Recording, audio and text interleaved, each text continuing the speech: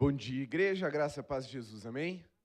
Abra sua Bíblia, segunda carta de Paulo aos Coríntios, capítulo 4, verso 16 ao 18, para a gente começar a nossa segunda ministração dessa conferência.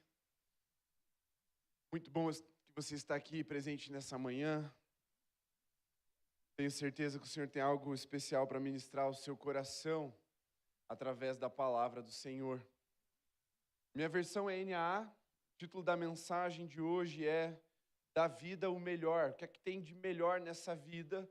Por que nós ficamos fascinados com Cristo? Vamos responder essa pergunta. O que é esse melhor da vida, segundo a palavra de Deus? Para isso a gente vai ler alguns textos. Eu quero que você acompanhe comigo. Segunda carta de Paulo aos Coríntios, capítulo 4, verso 16. Por isso não desanimamos, pelo contrário, mesmo que o nosso ser exterior se desgaste, o nosso ser interior se renova dia a dia. Porque a nossa leve e momentânea tribulação produz para nós um eterno peso de glória, acima de toda comparação, na medida em que não olhamos para as coisas que se veem, mas para as que não se veem.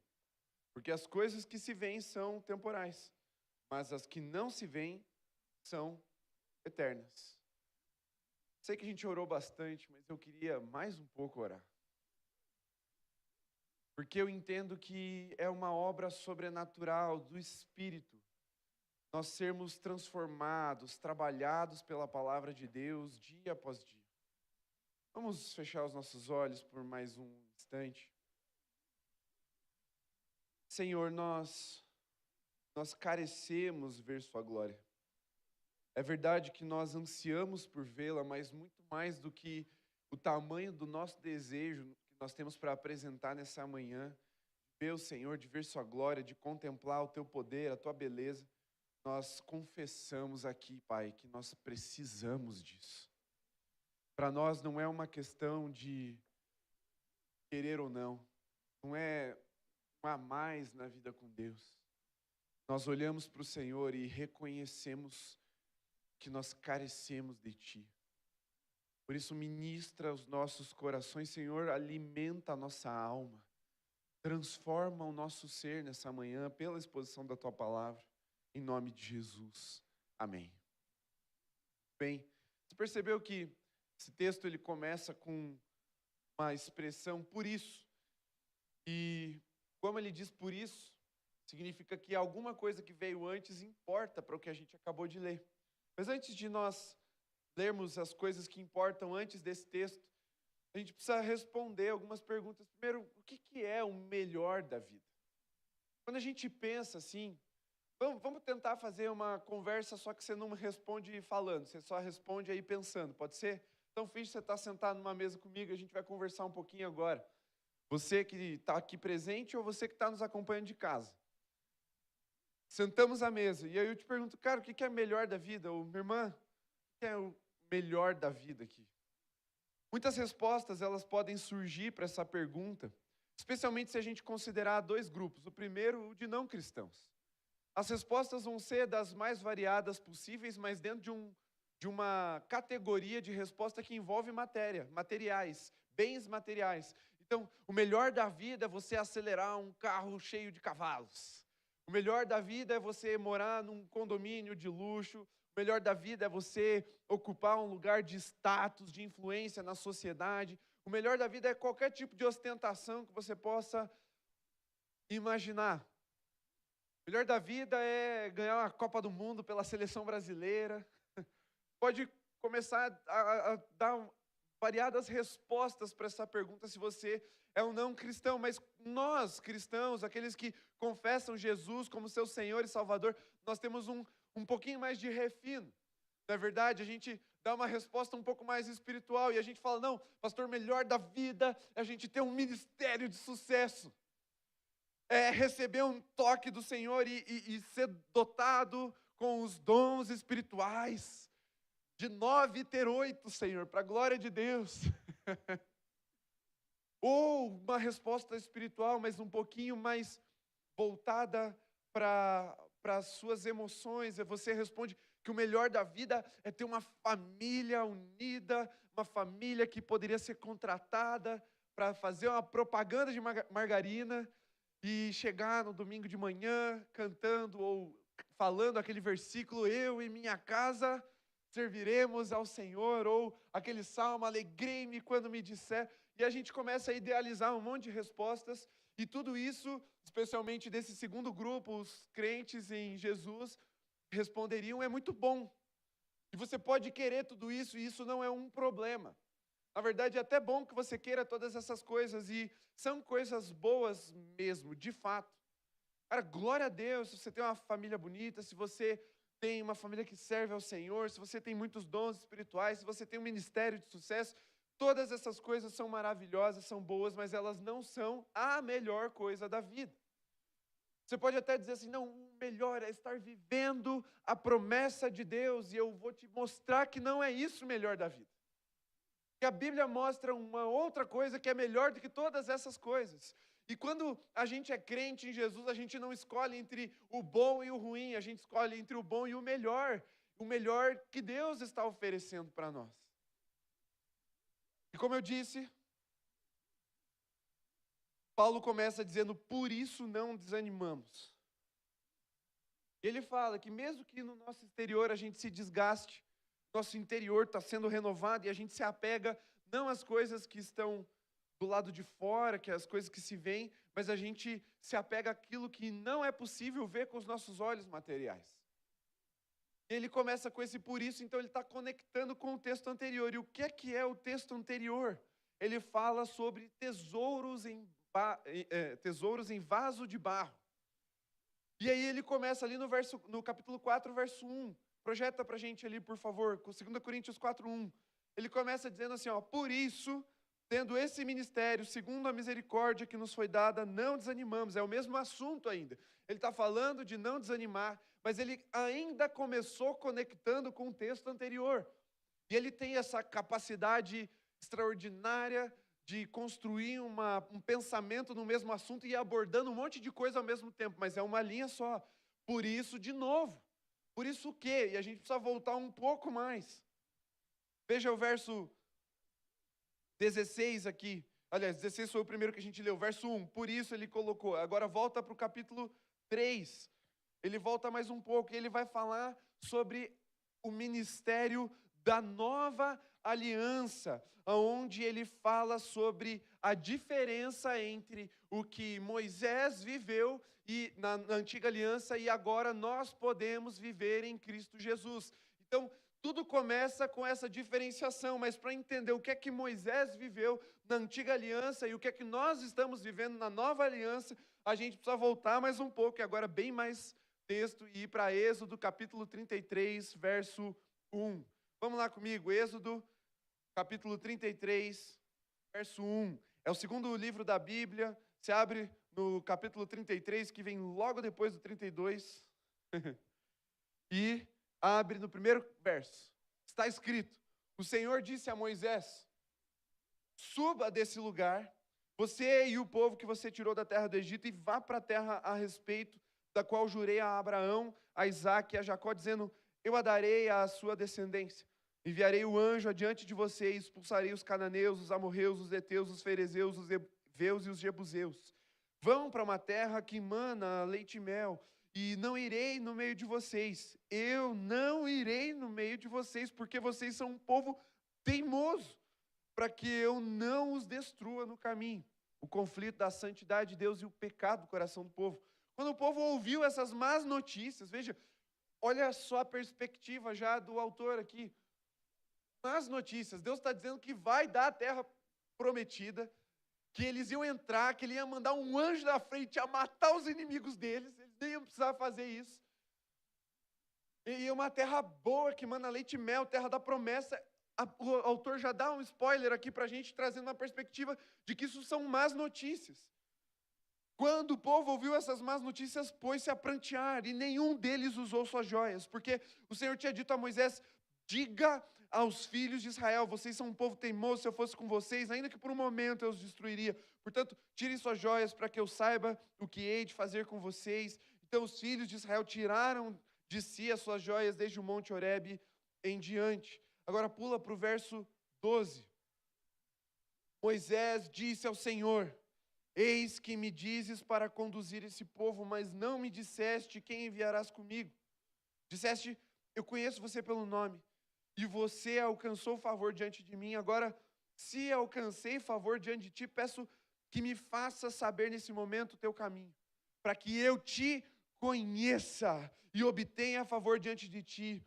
E lembra-te que essa nação é o teu povo. Deus respondeu: a minha presença irá com você e eu lhe darei descanso. Então Moisés disse: se a tua presença não for comigo, não nos faça sair desse lugar. Pois como se poderá saber que alcançamos favor diante de ti, eu e o teu povo? Será que não é o fato de andares conosco, de maneira que somos separados, eu e o teu povo, de todos os povos da terra? Aqui, Moisés começa a evidenciar algo muito importante. Ele encontrou o que era o melhor da vida e diante dele estavam duas opções. Algo que Deus estava oferecendo como bom, que era o cumprimento da promessa. Ele tinha diante dele a terra prometida, com um anjo indo à frente para livrar ele dos inimigos e das batalhas, para conquistar um lugar que mana leite e mel, ou seja, que flui leite e mel, é uma terra produtiva em que Deus iria abençoar o seu povo com sustento. Ele estava ali na boca do gol, era fazer o gol e ser campeão da Copa do Mundo com a seleção brasileira, ou escolher a presença de Deus. E Moisés, ele entendeu que era o melhor. Ele mostrou para nós que o melhor da vida é conhecer a Deus e estar na sua presença. Quando ele diz: Senhor, o Senhor pode prometer tudo dessa terra. O Senhor pode me prometer status, governo, sustento, segurança, estabilidade, cartão de crédito, Black, Premium, Platinum. O Senhor pode me prometer ministério de sucesso, dons, família. Mas o que eu quero é estar na sua presença. Aqui a palavra de Deus deixa evidente para nós. O que é esse melhor da vida? É estar diante da presença de Deus, é estar no lugar em que o Senhor se revela. Nós nos fascinamos com a sua beleza. Há um ponto de estarmos preparados para dizer: Senhor, eu abro mão de tudo que é bom, se for necessário, para que eu obtenha o que é melhor dessa vida. Irmão, vamos começar a olhar para dentro de nós um pouquinho aqui. Bastante honestidade. Se o Senhor nos oferecesse aquilo que nós mais queremos, e Ele dissesse assim: olha, vou colocar um anjo lá para guardar a sua casa, te guardar nesse lugar da promessa, beleza? Vai, eu te abençoo. Não dá para dizer Deus te abençoe, porque Ele é Deus, então Ele fala: eu te abençoo, vai. Manda um anjo com você. Tudo que você quer, tudo que você sonhou, tudo que havia no seu coração como promessa. Será que nós não diríamos assim: obrigado, Deus, colocaria a nossa mochilinha, sairia andando em direção à promessa? Não esquece salvação aqui, salvação garantida. Tá aí, ó, selo da salvação no teu coração, Espírito Santo de Deus. Você vai para o céu. Não é o diabo que está te oferecendo isso, é Deus. Se Deus te oferecesse hoje aquilo que você mais quer, mas Ele dissesse: eu não vou com você, você aceitaria essa proposta?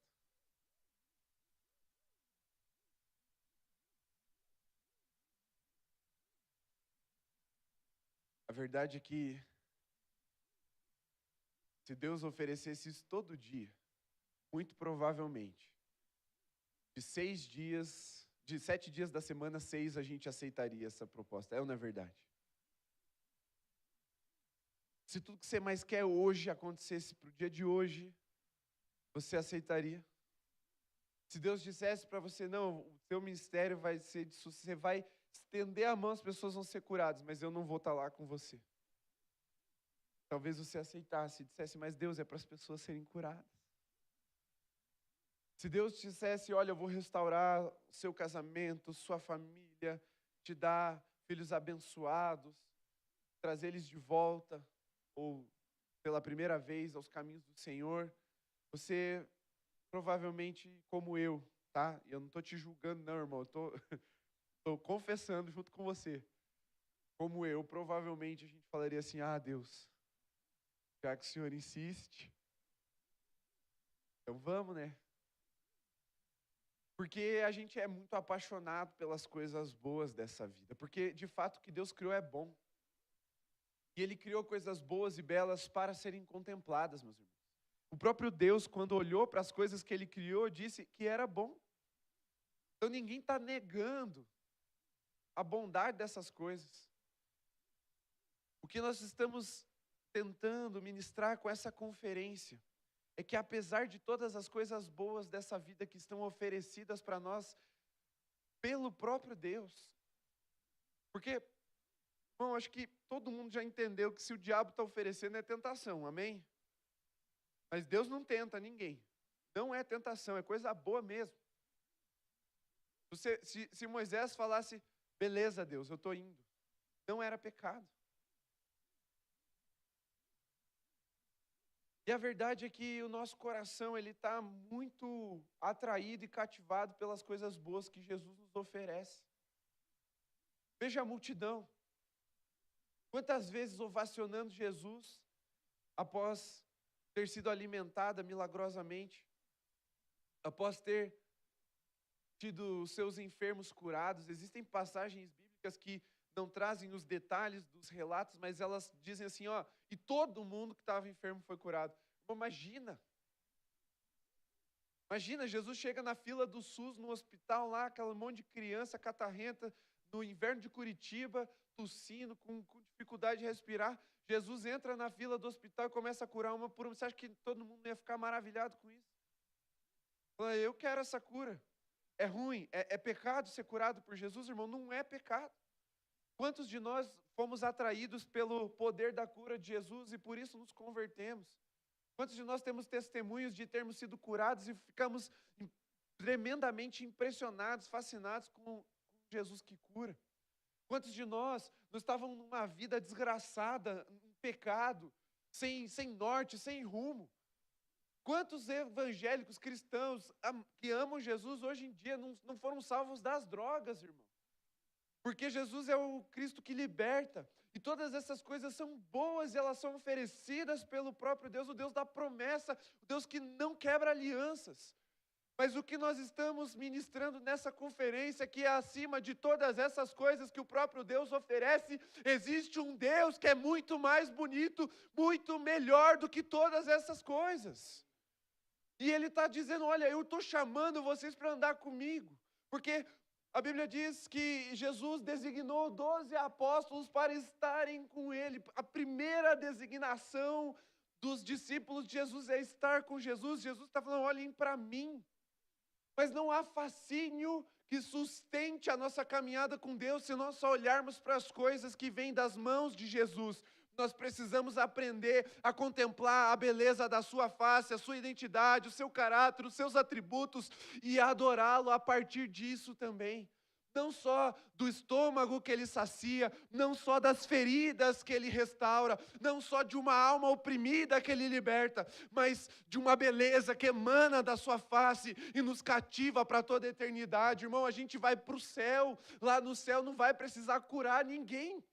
O que é que a gente vai procurar em Jesus lá, senão a beleza da sua santidade, a sua face revelada diante dos nossos olhos?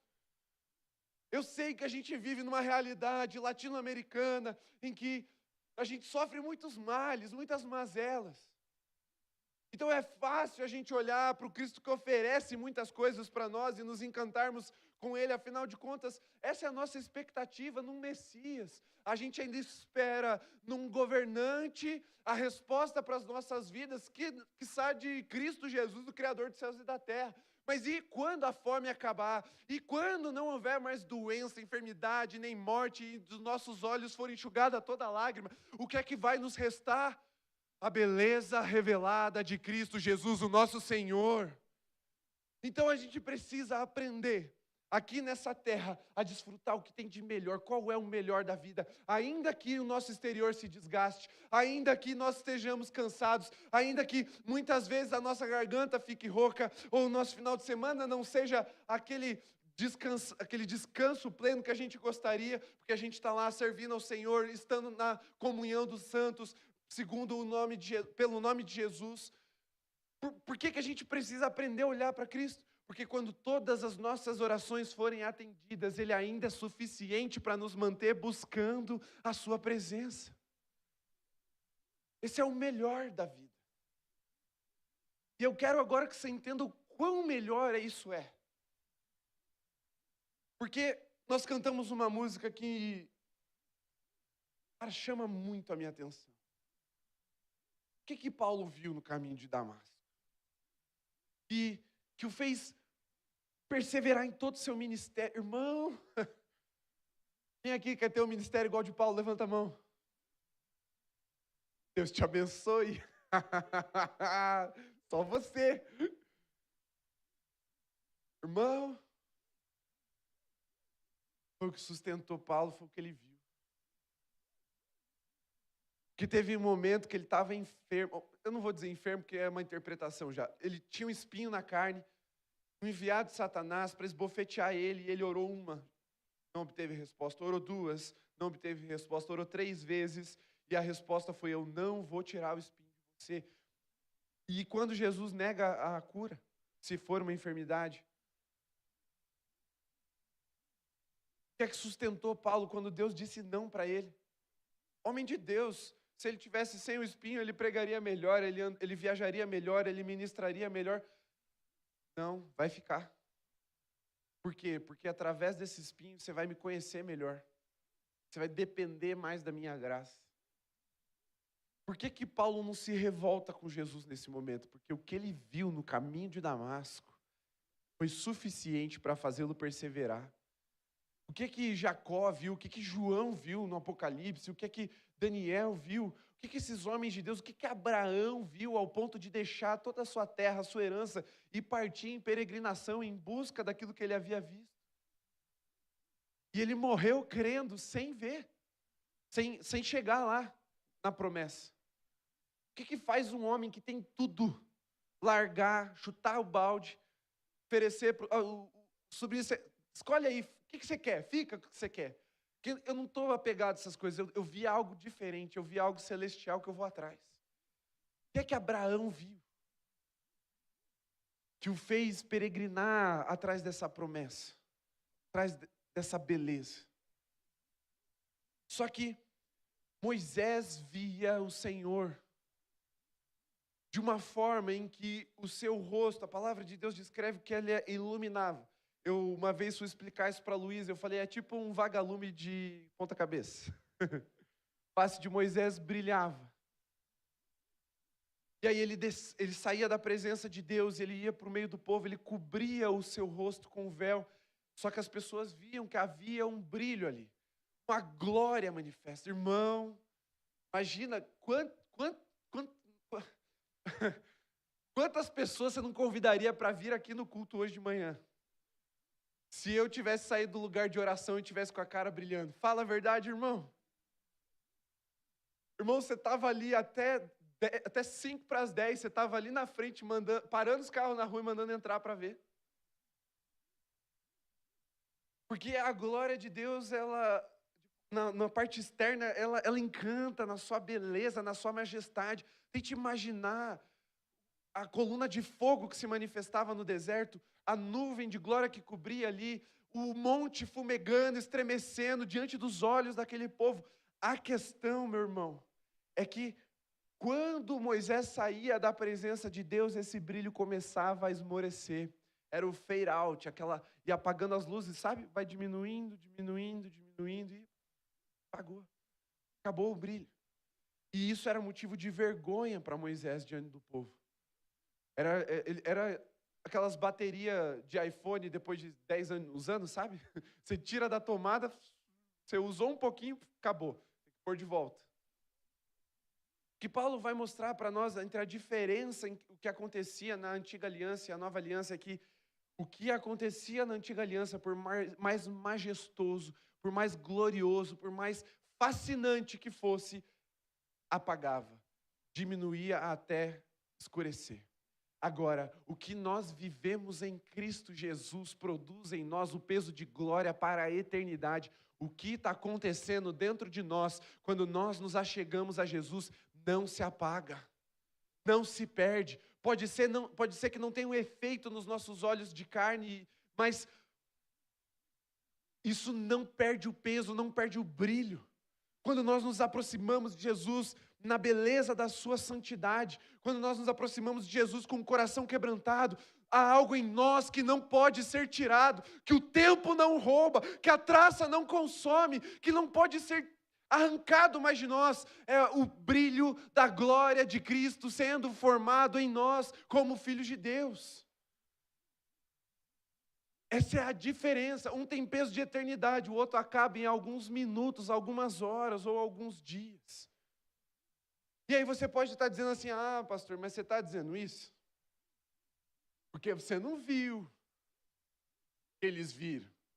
Claro que é melhor ver como eles viram, que Jacó viu os anjos subindo e descendo as escadas, sair no soco com o anjo do Senhor ali, até ser abençoado. Você está falando isso porque você não viveu essas coisas. É verdade, eu não vivi, meu irmão. Mas eu vivi algumas coisas que eu posso testemunhar para vocês nessa manhã. E eu não gosto muito de entrar nessa seara, mas hoje eu vou fazer.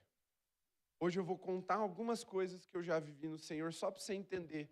Porque aí eu vou testemunhar da minha vida o quanto olhar para Cristo, ainda que na simplicidade de uma vida devocional, ainda que na leitura das Sagradas Escrituras, como se nada de mágico ou sobrenatural estivesse acontecendo, é superior a essas experiências majestosas. Quando eu era adolescente, eu tive uma experiência de visão. O Senhor abriu os meus olhos espirituais e eu tive uma visão. Estava num retiro chamado Underground, subsolo. Imagina quão underground era a parada. A gente tinha que esperar todo mundo comer para ter certeza que podia repetir, senão a comida faltava. Tinha escala obrigatória de lavar a louça no retiro. Quantos anos faz que você não lava uma louça no retiro? Diz aí. Mas esse retiro a gente tinha que lavar a louça. Era tão underground que a porta do quarto não tinha, quer dizer, não tinha porta no quarto. A gente teve que tirar até cobra de dentro do quarto à noite porque não tinha porta para fechar. Pensa que a gente tinha que dormir com repelente aqui, ó, borrifando, porque senão os mosquitos entravam. Era underground de verdade, uma chácara bem simples. E o lugar de culto, o auditório assim, ele era no chão batido. Não tinha piso. Era terra batida, assim. Aí a plataforma de madeira ali e tal. E foi um pregador lá, convidado. Cada culto era um pregador diferente. Não tinha lógica, não tinha sentido, não tinha tema nenhum. Era bem assim, ó, chama aí, prega aí. E aí a gente já estava meio sem expectativa. Estava muito divertido, mas não tinha muita coisa acontecendo, assim, de espiritual no retiro. A única coisa que eles prometeram, que seria underground, estava cumprindo. O resto... E aí, num daqueles cultos, a gente sentado já sem muita expectativa, foi o louvor, amém, louvamos e tal. Chega o pregador, cara, pensa uma mensagem ruim. Eu não lembro nem o texto que ele leu. Foi ruim, assim. Eu, como adolescente, já há muitos anos na igreja, ouvindo muitos pregadores, eu cresci ouvindo Pascoal, depois pastor Sebastião, eu tinha boas referências de pregadores. Cara, foi muito difícil ouvir aquela mensagem, mas quando ele terminou a mensagem, ele fez uma pergunta que me quebrantou, porque parecia que era Deus falando comigo mesmo. Quem quer ser tocado pelo Espírito Santo? Ele fez algumas perguntas, mas essa foi a que me chamou assim a atenção. Aí eu pensei comigo assim, adolescente, com um grupo de amigos, a gente estava uns 15 piazão assim. Falei, cara, Deus falou assim comigo, está me chamando, eu acho que todo mundo vai no apelo. Então vamos, né? Aí ele falou assim, se você quer ser tocado pelo Espírito Santo, vem aqui na frente. Eu levantei pensando assim, vou puxar a fila, né? Levantei, desci assim o barranquinho até chegar na parte da frente. Fiquei parado assim na frente olhando pro pregador. Aí eu senti um vácuo assim, um nada assim, eu olhei pro lado, não tinha ninguém, cara. Aí eu olho para trás assim, tá todos meus amigos assim, ó. Tipo, o que você tá fazendo aí, cara? Eu tinha 16 anos. Aí eu falei, bom, agora eu já tô aqui, Senhor, eu vim de coração, me ajuda a me desligar aqui dos meus amigos. E aí ele insistiu, ele fez mais um monte de perguntas, assim, aí ele entrou numa uma coisa meio apelativa demais. Aí veio mais algumas pessoas para frente. Ele, pregador, precisava dar uma garantida, assim, não, pelo menos alguns no apelo, né? Não só esse coitado aqui. Veio de primeira. E aí ele falou, vamos orar e tal. E aí veio alguém, eu não sei se foi ele, porque eu fechei o olho, mas talvez tenha sido esse pregador ruim. Nem sei o nome, não lembro que ele pregou, não sei o texto, nada. Alguém pôs a mão na minha cabeça. E antes de eu ouvir qualquer palavra, os meus olhos abriram e eu comecei a perceber a glória do Senhor se manifestando naquele lugar. E os meus joelhos dobraram, e minha cara foi para o chão, e eu via uma luz emanando de algo que eu não conseguia erguer os meus olhos para ver, porque o peso daquela luz era tão grande que ele apertava minha cabeça contra o chão. E eu comecei a chorar, porque era uma luz que comunicava santidade, glória, majestade. E eu chorando, e eu ouvi uma voz, e eu tinha plena consciência de que era Jesus falando comigo. Jesus falou, você vai ser um pastor. E comecei a ter uma noção, quando essa luz começou a diminuir um pouco, os meus olhos começaram a erguer um pouquinho, eu tinha uma noção de que eu estava diante de um trono, mas eu não conseguia ver nada além da base do trono. Eu só tinha essa consciência, a visão não me permitia ver além disso. E aí eu comecei a ter uma experiência sobrenatural, de orar em línguas estranhas. Eu nem sei se você crê dessa forma. Fique tranquilo que eu não vou começar a fazer isso aqui. Estou dizendo que foi a minha experiência, e eu fiquei ali por alguns minutos, que eu não contei, não sei quanto tempo eu fiquei ali. E quando a visão foi embora, minha face estava igual a de Moisés, só que ruim. Estava coberto de lágrimas, baba, catarro e lama, porque o chão era de terra batida. E aí eu queria um véu, irmão, você não tem noção de como eu queria um véu. Mas eu levantei com um desespero, sabendo o que é que eu devia fazer da minha vida a partir dali. Eu levantei com uma convicção inabalável, que eu senti assim, agora eu sei o que Deus quer para a minha vida, e o caminho se abriu diante de mim. Foi uma experiência muito marcante, que até hoje eu me lembro dela com temor para viver os meus dias. Mas deixa eu te dizer, que mesmo tendo tido essa experiência e algumas outras semelhantes, o que é que me transforma? O que é que me faz mais parecido com Jesus? E o que é que faz eu me apaixonar por Jesus? Está revelado nas Escrituras. Ainda que eu não tivesse tido aquela visão, o Senhor teria falado comigo, o Senhor teria se revelado para mim, porque eu estava lendo a palavra. Quando eu olho para a beleza de Jesus, isso é suficiente para gerar em mim um peso de eternidade, que ainda que o meu exterior esteja se desgastando, cada dia mais, o meu prazer, a minha alegria, a minha devoção, estar na presença do Senhor servindo só aumenta. Então eu posso testemunhar para você, meu irmão, que o melhor está garantido para nós em Jesus Cristo. Ele é o melhor da vida. Ele é o que Deus tem de melhor para oferecer, Ele mesmo na pessoa do Filho, Jesus Cristo. Cristo é tudo o que Deus pode nos dar, do que é o melhor da vida para ser vivido. Só que a gente ainda tem mais expectativa na glória manifestada na antiga aliança, nas coisas exteriores, nas coisas que têm alguma beleza para os homens, do que naquilo que está oferecido em Cristo Jesus. Meu irmão, assim, isso eu falo comigo também. A gente se move com um pouco mais de ímpeto na hora de ir para uma conferência do que de ir para um culto dominical rotineiro. Porque a gente tem mais expectativa na conferência, porque tem arte, porque tem as luzes diferentes, porque vai ter uma banda mais formada. A gente tem mais expectativa ainda nas coisas exteriores, mas o que Paulo nos ensina, o que deixa claro na palavra de Deus, é que em Cristo Jesus nós podemos esperar o melhor da vida toda vez que temos um encontro com Ele.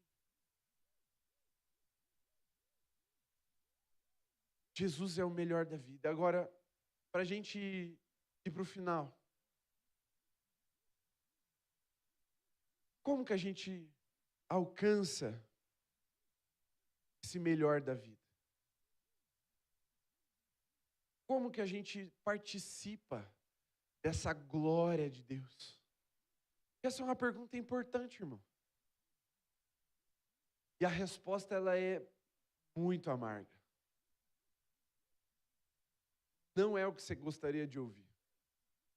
E não foi o que eu queria ouvir quando o Senhor falou comigo. Paulo encontrou o melhor. Assim como Moisés, Paulo também encontrou o melhor.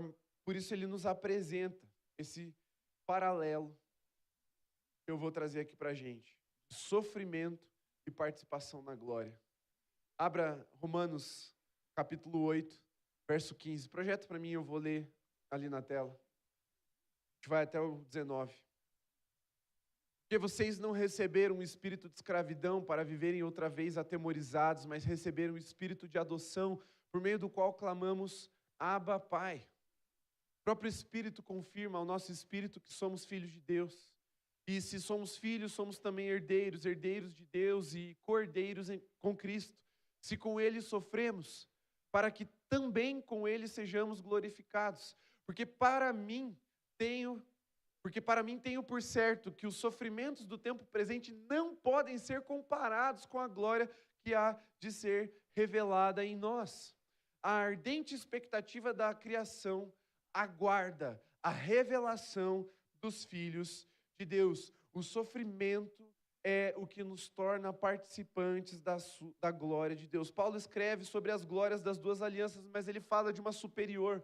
Ele fala que a aliança em Cristo Jesus é superior do que a aliança feita com Abraão na lei de Moisés.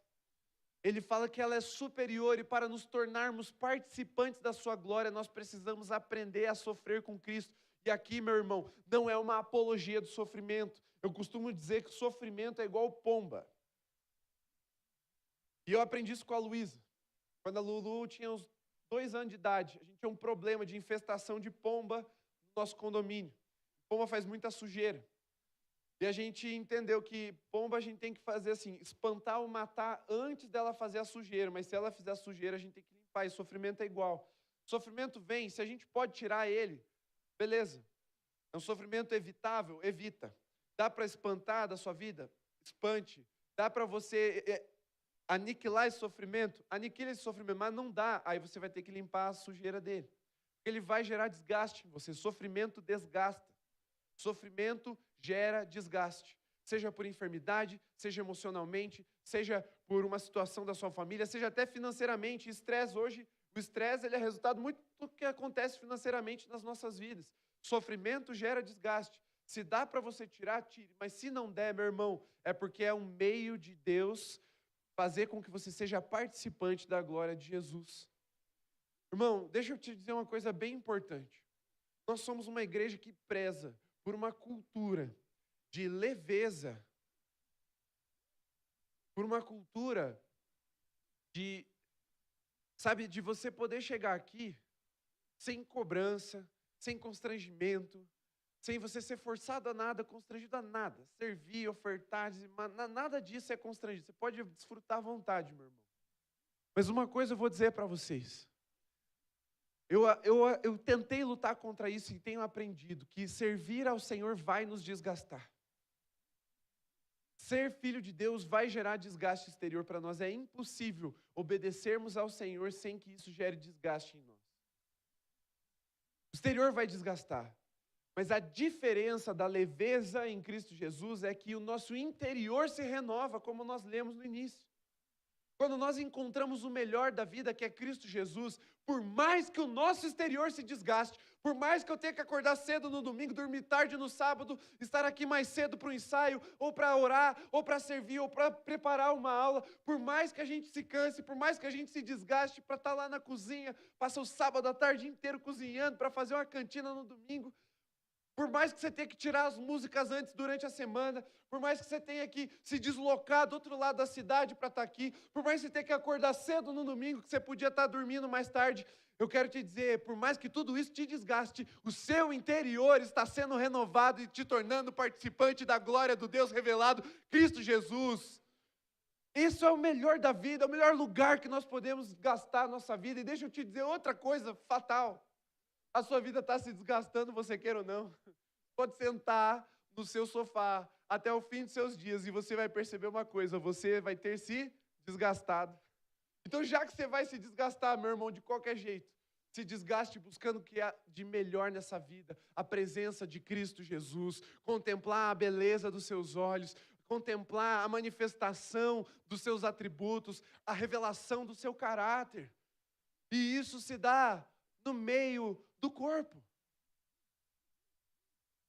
Hoje nós vivemos um período crítico em que uma parcela da igreja ama um Cristo decapitado, não um Cristo crucificado. E o que eu quero que você entenda disso? Um Cristo decapitado é um Jesus sem o corpo, é um Cristo sem a igreja. É um Cristo sem a comunidade local. Eu amo a Deus, mas não amo o meu próximo.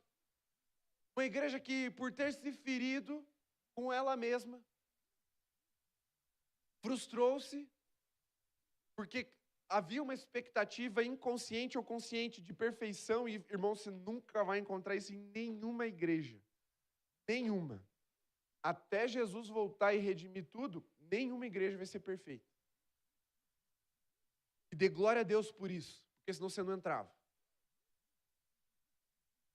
Mas não existe igreja perfeita, mas há essa expectativa dentro de nós. E aí a gente se frustra e para de buscar o Cristo crucificado e começa a querer um Cristo decapitado. Eu quero a beleza desse Jesus pessoal, desse Jesus que eu encontro só no meu secreto, mas eu não quero estar na comunidade, eu não vou servir, eu não vou dedicar a minha vida ao próximo, eu não vou amar o próximo de verdade, eu não vou me permitir ser humilhado novamente, porque a gente fica vulnerável, fica mesmo, você corre esse risco, pode ser que dentro da igreja você seja humilhado, mas meu irmão, deixa eu te dizer que é nesse momento que você se torna participante da glória de Jesus, porque Jesus sabia que ele seria humilhado e crucificado, e mesmo assim ele esteve no nosso meio e nos amou. E é por isso que a gente se torna participante da sua glória por meio desse sofrimento. É quando o irmão da igreja pisa no nosso calo e a gente perdoa, nós estamos nos tornando participantes da glória de Cristo Jesus, Cristo está sendo revelado. É quando a gente precisa se desgastar um pouco, chegar mais cedo e falar assim, Senhor, eu podia estar descansando, eu podia estar assistindo o jogo, eu podia estar lá vendo Fórmula 1. Imagine, já faz 31 anos que o Ayrton Senna faleceu, ainda tem gente que está assistindo Fórmula 1 esperando um brasileiro fazer de volta o que ele fez. Mas você podia estar lá assistindo Fórmula 1, mas não, você fala, Senhor, eu estou aqui porque eu te amo por inteiro. E o Cristo que precisa nos fascinar não é só o Cristo decapitado, é o Cristo crucificado. A gente precisa amar Jesus na beleza revelada nos céus, mas também na beleza revelada nos olhos dos nossos irmãos aqui. Isso vai produzir sofrimento em algum nível. Vai produzir desgaste em você em algum nível. Mas, meu irmão, não importa o que você vai fazer, você vai desgastar. E Jesus está dizendo assim, escolhe entre o bom e o melhor. Escolhe estar na minha presença. Escolhe estar na comunhão dos irmãos, na reunião dos santos. E se você estiver aqui, ainda que o seu exterior se desgaste, seu interior vai ser renovado para um peso de eternidade. Você quer saber o que é o melhor da vida? Aprenda com Paulo. E você pode dizer, ai, pastor, mas por que que não é como antigamente? E aí eu termino dizendo que é a mesma coisa que aconteceu com a primeira e a segunda casa, ou o primeiro e o segundo templo. A glória do primeiro templo era uma glória visível, ele era um templo suntuoso, cheio de ouro, Inxalá, todo ornamentado. Quando o segundo templo começa a ser construído, o fundamento é lançado, aqueles que haviam visto o primeiro começam a chorar, lamentando, falando que desgraça, é feio, não se parece com a glória do primeiro. E aí o que é que o profeta diz? Ou melhor, o que é que Deus diz por meio do profeta? A glória da segunda casa será maior que a da primeira. Meu irmão, a glória da segunda aliança é maior do que a glória da primeira. Ainda que ela não seja visível, ainda que ela não seja suntuosa, ainda que ela se manifeste nas coisas simples do nosso dia a dia, da nossa vidinha de igreja, da nossa vida de crente, é essa glória que Jesus chamou de maior do que a primeira. É essa glória que tem peso de eternidade. E esse é o nosso ministério. A gente é igual vaso de barro. Não tem honra em si mesmo. Mas o que nós carregamos dentro de nós, quando nós nos fascinamos por Cristo Jesus, Cristo crucificado, Cristo que é Cristo nos céus e é Cristo na terra por meio da igreja, nós carregamos tesouros dentro de nós. Esse é o mistério da beleza de Deus. É um Deus que criou as nebulosas mais magníficas do nosso universo, mas que decide se manifestar no colo de uma mãe, no choro de um bebê, num louvor desafinado de uma igreja, numa conversa sincera entre irmãos, numa leitura diária da palavra. É por isso que Cristo me fascina tanto. É porque eu tenho aprendido que com a sua graça, irmão, até pequenos detalhes, até nos pequenos detalhes da nossa vida, Jesus está revelando a sua beleza para que os nossos olhos sejam atraídos para Ele e a gente escolha diariamente o que há de melhor nessa vida. Amém?